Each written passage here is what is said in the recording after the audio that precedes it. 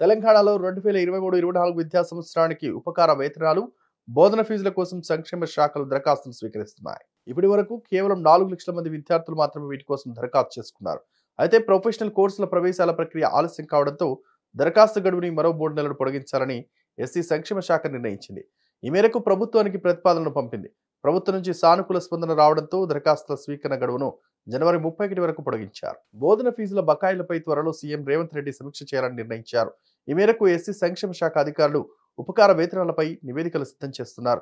2022-23 విద్యా సంవత్సరానికి చెల్లించాల్సిన 3,250 కోట్లలో 1,250 కోట్లకు సంబంధించిన బిల్లును సంక్షేమ శాఖలు ట్రెజరీలకు పంపించారు. 6 నెలలు గడుస్తున్నా ఇప్పటి వరకు ఒక్క రూపాయి కూడా విడుదల కాలేదు. బీసీ, ఈబీసీ, మైనార్టీ సంక్షేమ శాఖలో నిధుల కొరత నెలకొంది. 2023-24 ఏడాదికి ఉపకార వేతనాలు, బోధన ఫీజుల డిమాండ్ దాదాపు 2,400 కోట్ల వరకు ఉంటుందని అంచనా. ఈ మొత్తం కలిపితే వచ్చే మార్చి నాటికి చెల్లించాల్సిన బకాయిలు 5,650 కోట్లకు చేరుకోనున్నాయి. ఇంకా అప్లై చేసుకోలేకపోయిన ఫ్రెషర్లు, రెన్యువల్ చేసుకునే వారికి సర్కార్ మరో ఛాన్స్ ఇచ్చింది. ఈ అవకాశాన్ని విద్యార్థులు సద్వినియోగం చేసుకోవాలని ఓ ప్రకటనలో ప్రభుత్వం కోరింది. కాబట్టి ఇంకా అప్లై చేసుకోని వారెవరైనా ఉంటే ఇప్పుడే టీఎస్ ఈ పాస్ అధికారిక వెబ్సైట్కి వెళ్ళి దరఖాస్తు చేసుకోండి. వీడియో కనుక నచ్చినట్లయితే please like and share and subscribe.